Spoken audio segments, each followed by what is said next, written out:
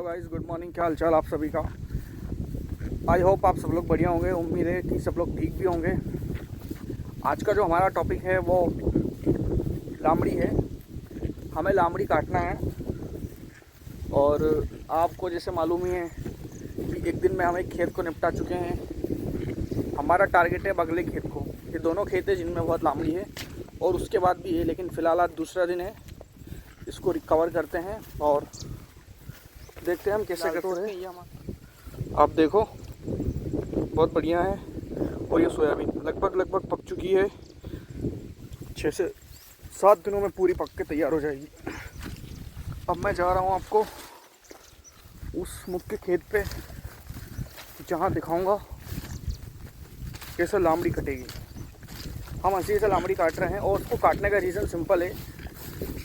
बाकी कचरा भी अलग है, लेकिन इसमें एक मेजर प्रॉब्लम ये है कि क्या होता है कि अगर उसको नहीं काटेंगे, अगर हार्वेस्टर से कटिंग होगी, क्योंकि अभी ज़मीन कटौर हो चुकी है तो हार्वेस्टर लगभग पॉसिबल है, हो सकता है हार्वेस्टर से कटिंग हो जाए। तो हार्वेस्टर से क्या होता है कि वो मतलब मेरे बराबर हो जाती है एक एज के बाद। अगर हम अभी नहीं काटेंगे तो मेरे बराबर हो जाएगी। तो उसमें क्या है कि सोयाबीन ख़राब होती है, उससे सोयाबीन के साथ मिक्स होकर आ जाएगी, उससे उसका भाव कम हो जाएगा। इसलिए उसको काटना ज़रूरी है। बाकी कचरे का एक बार ठीक है, लेकिन उसको ज़रूरी हटाना। बहुत ज़िद्दी खरपतवार है, आपको मैंने पिछले ब्लॉग में भी बताया था। उसमें सफ़ेद कलर के जो दाने बन जाते हैं, उनमें सरसों के बीज जैसे ब्लैक उसके बीज बन जाते हैं और वो बीज अगले साल फिर उग जाते हैं। उसका जड़ से खात्मा ही उसका परमानेंट सॉल्यूशन है। अभी हम आपको एक और खेत है हमारा, बड़े भैया का खेत है, उसमें आपको दिखाएंगे कि लामड़ी और कचरा बहुत है सारा।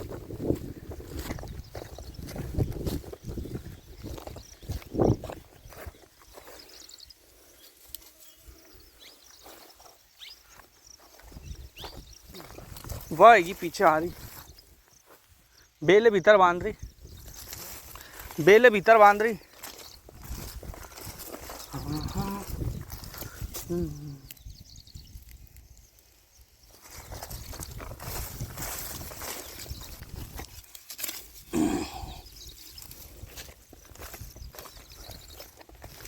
ये देखो आप, इसमें कितने सारे फूल लग गए और ये इसकी हाइट है लगभग मेरे कमर के ऊपर। तो ये बात है भैया। एक दांत लो हमारे पास।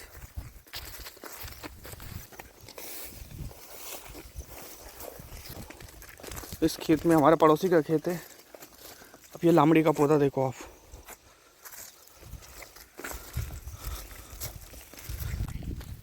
ये पूरी सोयाबीन की ऐसी की तैसी कर देती है। और जो भी भाई हमें देख रहे हैं, प्लीज़ अपना लोकेशन ज़रूर कमेंट करिए, आप कहाँ से देख रहे हो।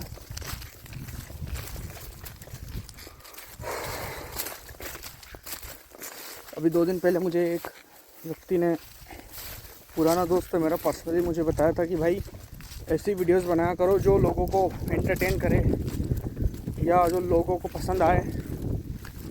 तो उनका कहना बहुत सही था, लेकिन मेरा ये मानना है कि आपका पसंद बहुत बढ़िया है, अच्छी बात है।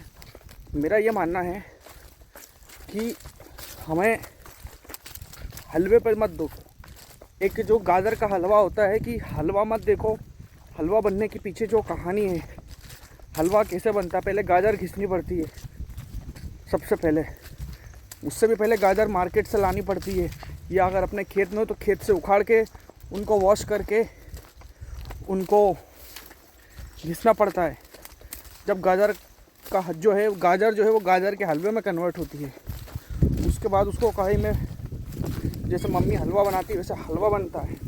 बहुत सारी चीज़ें उसमें डलती है, उसके बाद वो इतना टेस्टी लगता है। तो मेरे सभी दर्शकों से यही कहना है, हलवा बहुत बढ़िया स्वादिष्ट, हलवा बहुत अच्छा लगता है, बहुत मीठा स्वादिष्ट लगता है, आँखों के लिए और ओवरऑल बॉडी के लिए बहुत अच्छा भी होता है।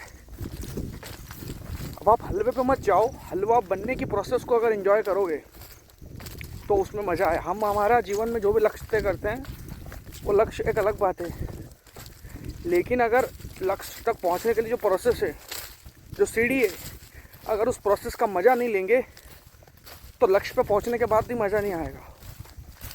डायरेक्टली क्या होता है, कोई भी व्यक्ति बड़ा नहीं बनता, नीचे से ऊपर जाता है, ऊपर से ऊपर नहीं जाता। इसलिए जो रियल है वो दिखाता हूँ आपको, ताकि आपको पता भी चले कि ऐसा भी होता है। आजकल जो हवाबाजी और छर्रेबाजी चल रही है, जिनको करनी करे, अपने को उससे कोई दिक्कत नहीं है। जिसको जो आता है, और भैया जिसको जो आता है करने, तो अपने को उससे कोई परेशानी भी नहीं है। मैं तो अपनी बात कर रहा हूँ, जो रियल है, जो ऐसा वास्तव में होता भी है। अभी क्या है, देखो ये बहुत पीक टाइम है, मेरा हाथ दर्द करने लग गया, पर ठीक है, 2 मिनट की तो बात हो रही, फिर हम पहुंच जाएंगे खेत पे। इसका नाम है राम प्रसाद वाला। ये हमने राम प्रसाद अंकल से लिया था। इसमें देखो आपको पूरे खेत में लामड़ी नहीं दिखेगी। ये खेत किसी दूसरे का है, मेर के बाद इस भाई ने बहुत पहले ही काट दिए। उसके बाद कल जिस खेत में काटी थी वो आगे है, मैं उसमें आपको लेके चलता हूँ। और ऐसा क्या है, इस सीज़न में इस फसल में भगवान पानी फेर देता है, हमें सिंचाई करने की ज़रूरत नहीं पड़ती। लेकिन लेकिन लेकिन लेकिन आप 3 महीने की फसल होती है, दवाई के टाइम पे दवाई डल गई, इल्ली के टाइम पे इल्ली की दवाई डल गई, सब चलता रहता है। लेकिन अब जैसे कटने का समय आता है, 10 से 12 दिन जब रहते हैं, तो हमें खेतों में ज़रूर जाना चाहिए, ताकि क्या है, थोड़ा बहुत कचरा हम निकाल सकें। और यही समय है खेतों पर जाने का। इसके बाद तो डायरेक्ट हार्वेस्टर या मजदूर आएंगे सोयाबीन काटने। आपको लाइव दिखाता हूँ। देखो कल मैंने ये लामड़ी काटी थी, ये पड़ी हुई है। इसका व्लॉग शायद आ गया, मुझे लगता है आने वाला होगा। ये पड़ी हुई है, आप देखो, ये ढेर लगा है। मैंने खुद अपने हाथों से काटी है, थोड़ी मदद मम्मी ने करी थी। अब अगर कहीं दिख जाए तो बहुत बारीक सी कुछ हो सकती है, बाकी तो है ही नहीं, इतनी बड़ी नहीं है कि अगर हार्वेस्टर काटे तो वो आ जाए। देखो गाइस, ये लामड़ी पड़ी हुई है, बहुत सारी तो काट दी है, अभी आधा खेत और बचा है।